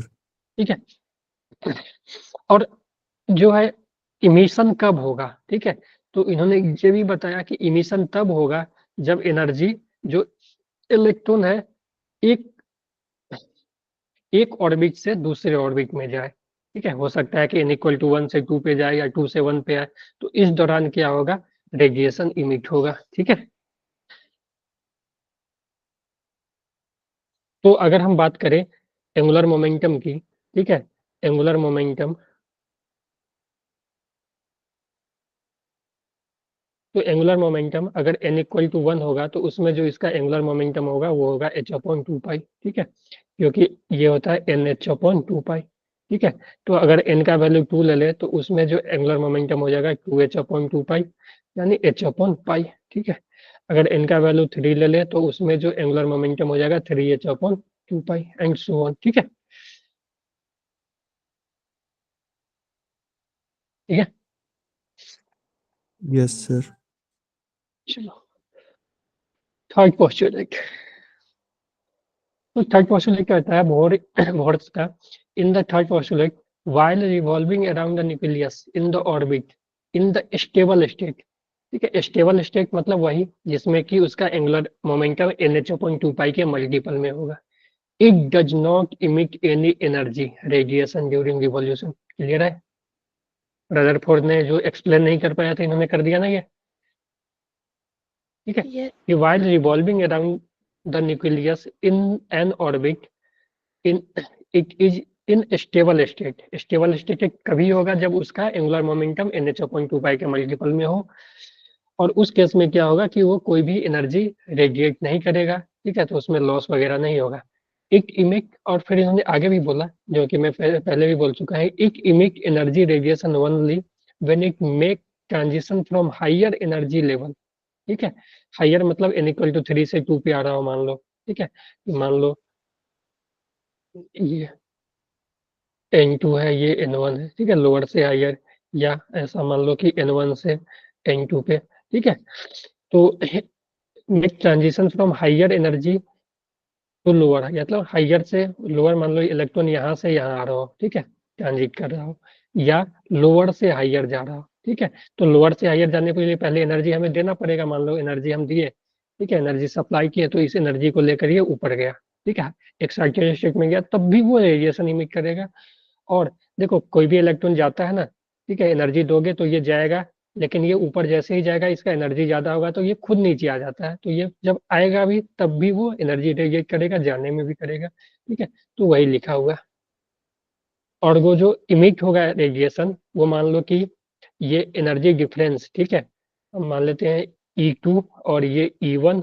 ठीक है, तो E2 और E1, ठीक है, तो ये जो है डेल्टा ई के इक्वल एनर्जी रेडिएट करेगा। ठीक है, जो भी इसके डिफरेंस होगा ना, उसी के इक्वल एनर्जी रेडिएट करेगा। ठीक है, तो जो इमिट होगा एनर्जी ना, वो इसके इक्वल ही होगा। तो हम यहाँ से इसका वेवलेंथ वगैरह निकाल सकते हैं। ठीक है, कि जो डेल्टा ई आएगा अपना, जो डेल्टा ई आएगा उससे, क्योंकि हमें दोनों का डिफरेंस पता रहेगा, तो delta E equal to H into mu, तो यहाँ से हम वेवलेंथ फ्रीक्वेंसी निकाल सकते हैं, या एच सी बाई लैम्डा करके हम वेवलेंथ निकाल सकते हैं। ठीक है, कि कितने फ्रीक्वेंसी का या कितने वेवलेंथ का एनर्जी रेडिएट किया। ठीक है, यस सर। Yes sir. ये तो ये सब चीज तो आप लोग पढ़े भी होंगे। तो यहाँ से ये था। चलो, रहने ही देते हैं आज। ये तीनों क्लियर है ना? Yes sir. ठीक है, तो यहाँ से मैं एक लिख ही देता हूँ यहाँ से, कि मान लो ट्रांजिशन हो रहा है यहाँ से N1 से N2 पे, N1 से N2 पे। ठीक है, ये E2 है, ये E1 है, तो हमें डेल्टा ई निकाल लेना है। ठीक है, डिफरेंस। ठीक है, model of E2 minus E1 ले लेते हैं। ठीक है, तो ये डेल्टा ई जो आ जाएगा ना, वो अगर एच म्यू करेंगे तो यहाँ से फ्रीक्वेंसी आ जाएगा कि किस फ्रीक्वेंसी का निकला, डेल्टा ई बाई एच करके। ठीक है, या हम delta E by equal to H C by lambda करें, तो यहाँ से हम लैम्डा निकाल सकते हैं, delta E by H C करके। ठीक है, यस सर। ठीक है, कि किस वेवलेंथ का या किस फ्रीक्वेंसी का एनर्जी रेडिएट हुआ। ठीक है, अगर इलेक्ट्रॉन ट्रांजिशन कर रहा है हायर से लोअर में या लोअर से हायर में, तो सिर्फ हमें एनर्जी डिफरेंस निकाल लो। फ्रीक्वेंसी वेवलेंथ निकालना है तो delta E by H C कर दो। ठीक है, अगर एनर्जी डिफरेंस भी निकालोगे ना, तो ज्यादातर इलेक्ट्रॉन वोल्ट में दिया रहता है। ठीक है, इलेक्ट्रॉन वोल्ट में दिया हो तो भी हम लोग कर सकते हैं। सर लैम्डा एच सी में डेल्टा ही नहीं आएगा? अच्छा अच्छा,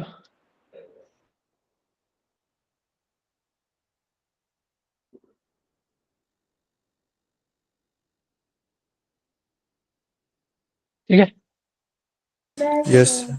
तो तुम यहाँ पे ऐसे भी सर्च कर सकते हो, फिर लैम्डा एमस्टोन में चाहिए। ठीक है, तो डेल्टा ई को ले लेना इलेक्ट्रॉन वोल्ट में। ठीक है, और जो कि हमें ज्यादातर दिया रहेगा, डेल्टा ई इलेक्ट्रॉन वोल्ट में ही हमें मालूम रहेगा। तो 12400 से डिवाइड कर दोगे ना, 12400 को इस डेल्टा ई इलेक्ट्रॉन वोल्ट से, तो जो वेवलेंथ आएगा वो क्या चीज में आ जाएगी, याद रखना इसको आप लोग। ठीक है, क्योंकि हम लोग ज्यादातर इसी फार्मूला का यूज करेंगे। ठीक है, क्योंकि हमें दो यस लेवल के सर। बीच एनर्जी का डिफरेंस पता रहेगा, जो कि आप लोग को शायद मालूम भी होगा। 13.6 होता है, 3.4, जैसे जैसे बढ़ते हैं। ठीक है, यस सर। तो एक बार ना आप लोग, चलो मैं यहाँ पे पीछे आ जाता हूँ। सेम चीजें हैं सब जो केमिस्ट्री में पढ़े होगे ना। वाह,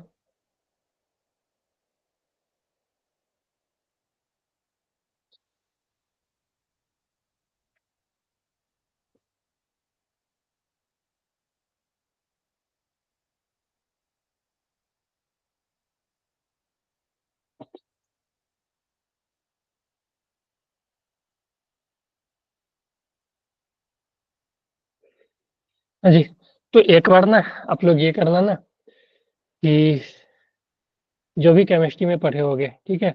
और एक बार एनसीईआरटी रीडिंग दे लेना, ठीक है?